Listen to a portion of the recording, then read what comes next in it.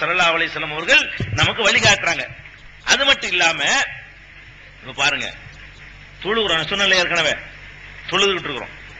தொழுதுகிட்டு இருக்கும் பொழுது சைத்தான் வர்றான். அதாவது இதெல்லாம் அல்லாஹ் இருக்காங்கிறது பெரிய ப்ரூஃப். அல்லாஹ் இருக்கிறது நம்ம வேற வேற ஆதாரங்களை நபியா இருக்கிறோம். இப்ப நபிமார்களா இருந்தா நிரூபிச்சுட்டு போயிருவாங்க.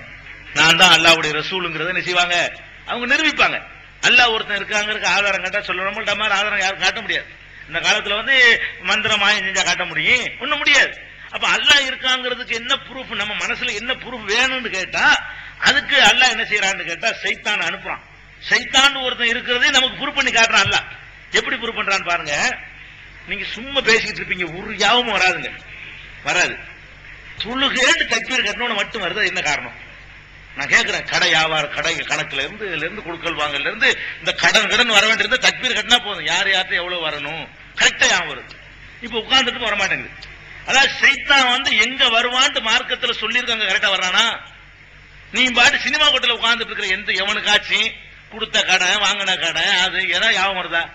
அது சைத்தானு கட்டுப்பட்டு போயிட்டு இருக்கிறீங்க, வர தேவையில்லை அவனுக்கு. சைத்தான் என்ன விரும்புறான் அதை செஞ்சுட்டு இருக்கிறீங்கல்ல, அவன் இன்னொன்னு சொல்லி உங்களை வழிகெடுக்க அவனுக்கு அவசியம் இல்லாம போயிடுது. அதனால நீங்க பாருங்க, ஃபுட்பால் விளையாடுங்க, விளையாண்டுட்டே இருப்பீங்க. அதுல சைத்தான் கெடுக்க தேவையில்லை, நன்மையும் இல்ல தீமையும் இல்ல போ அப்படின்னு போயிடும். ஒன்னும் ஹராம செஞ்சுக்கிட்டு இருந்தாலும் சைத்தான் வரமாட்டான். அல்லது அனுமதிக்கப்பட்டது நன்மை அது கிடைக்காது.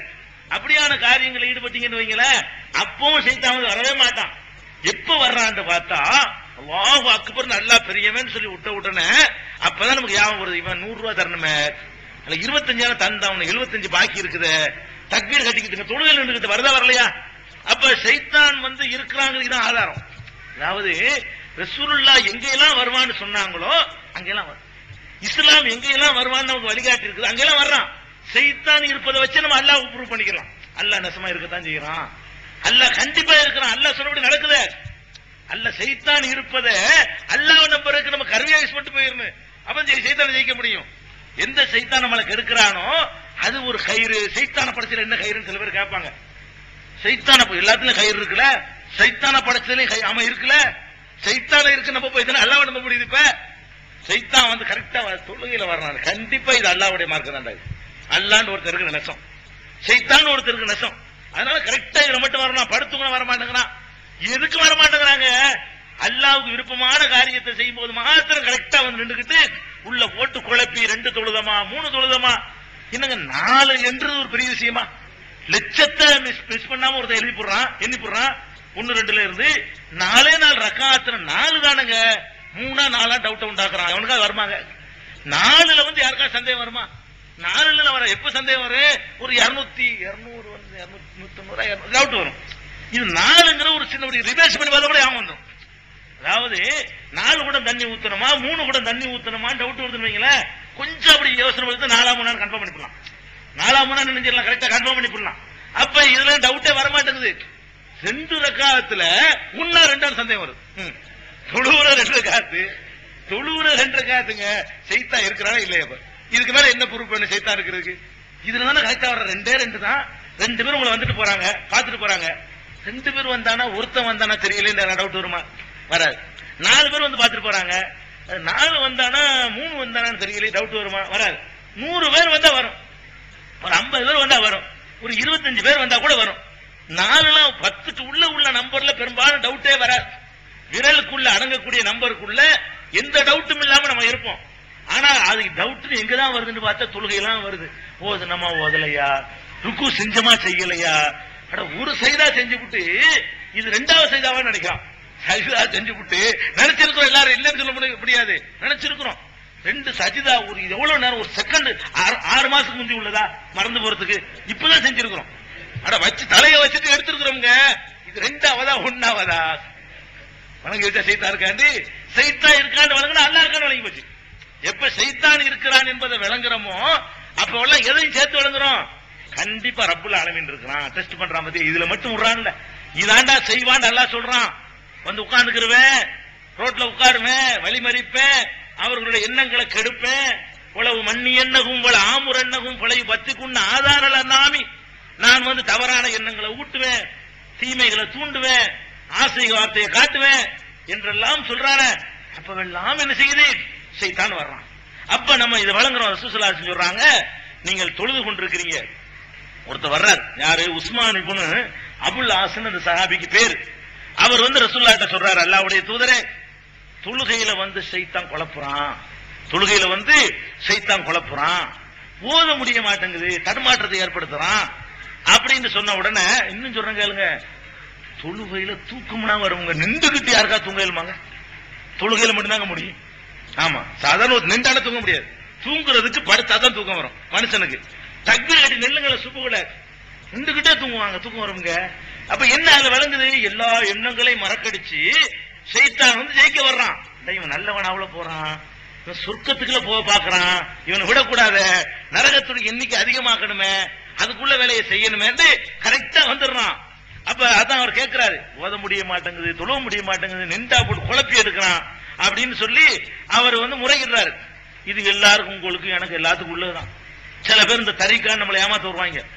என்ன தொழுவரை பக்குவமான ஒரு தொழு எவனாலும் முடியாது, எவனாலும் ஜெயிக்க முடியாது. ஷைத்தான் வராம, ஷைத்தான் ஊசலாட்டம் இல்லாம கன்ஃபார்மா 4 தான் அடிச்சு சொல்லக்கூடிய விதத்துல ஒருத்தனுக்கு தொழுவ முடியுமான்னா முடியாது. நீ தரிக்காவுக்கு போனாதான் உனக்கு கொண்டா முடியும். ஏன்னா அதுல வழிகட்டனால ஷைத்தான் கெடுக்க மாட்டாங்க.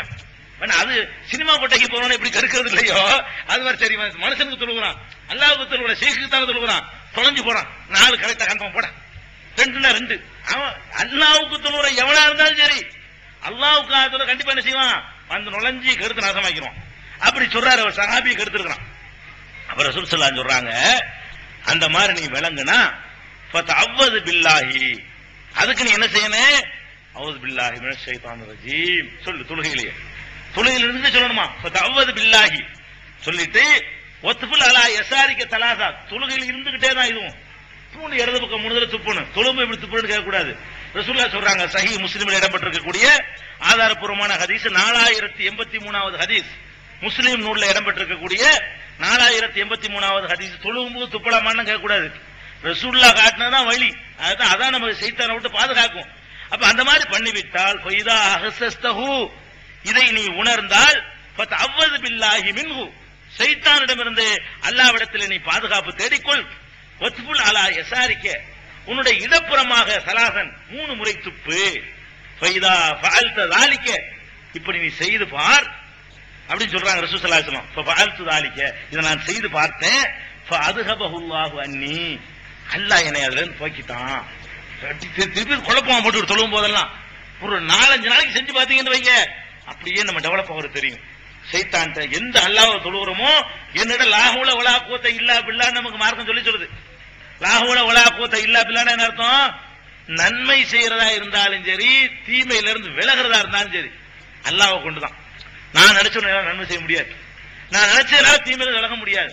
நான் நன்மை செய்வதற்கு அவன் உதவி வேணும், நான் தீமையிலிருந்து விலகிறதுக்கு அவனுடைய உதவி வேணும். அப்ப அல்லாஹ்வுடைய உதவி இல்லாம ஹவுலுனா தீமை செய்யாமல் இருத்தல், குவத்துனா நன்மை செய்வதற்கான வல்லமை. தீமையிலிருந்து விலகுவதா இருந்தாலும் சரி, நன்மை செய்வதா இருந்தாலும் சரி, இல்லா பில்லாஹ், அல்லாஹ்வை கொண்டே தவிர கிடையாது. லா ஹவுல வலா குவத்த இல்லா பில்லாஹ். ரசூலுல்லாஹ் திருப்பி சொல்ல சொல்றாங்க. இது சொல்ல சொன்னாங்க, நான் நினைச்ச நன்மை கிளீனா செஞ்சு முடிச்சிருவேன், அதெல்லாம் முடியாது, நீ நன்மை செய்யட்டு போவ.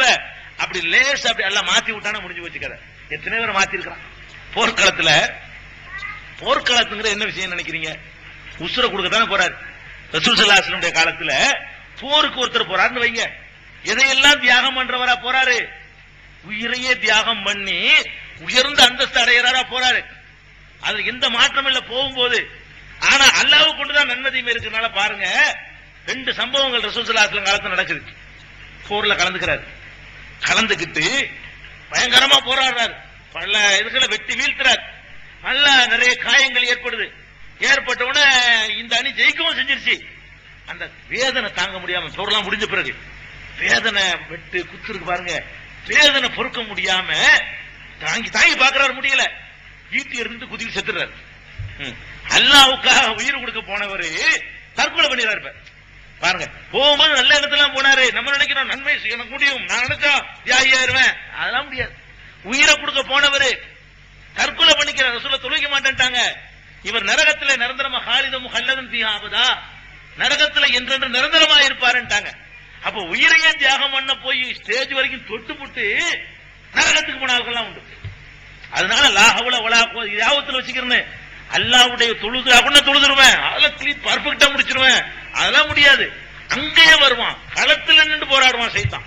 தொழுகைங்கிறது பெரிய அல்லாஹ்வுடைய களம், அதுல வந்துகிட்டு கெடுப்பான். அவுது பில்லாஹி மினஷ் ஷைத்தானிர் ரஜீம். அது மாதிரி செஞ்சா வரவே மாட்டான். அவன்கிட்ட எவங்கிட்ட பாதுகாப்பு தேடணும், அவன்கிட்ட பாதுகாப்பு தேடணும். இன்னொரு போரு இதே மாதிரி பாருங்க, உயிரை கொடுக்காதால எவ்வளவு பெரிய தியாகி இருப்பாரு. போய் போர்லாம் நடந்து முஸ்லிம்களுடைய அணி வந்து நினைஞ்சிருச்சு, வெற்றி பெற்றுச்சு. வெற்றி பெற்ற உடனே ஒரு ஆள் என்ன செய்யறாருன்னா, வெற்றியுடைய இதெல்லாம் பார்த்துட்டு ஒரு இந்த கனிமத்து பொருள் இருக்குல்ல, போர்ல கிடைக்கிற பொருள்களை வந்து நம்ம எடுத்துக்கொள்ளலாம். நம்ம தான் எடுத்துக்க கூடாது, தலைவர்கிட்ட கொடுக்கணும். ஜனாதிபதிட்ட, படை தலைவர்கிட்ட அவர் பங்கு வச்சு தருவார், எதிரிகிட்ட பங்கு வச்சுக்கலாம்.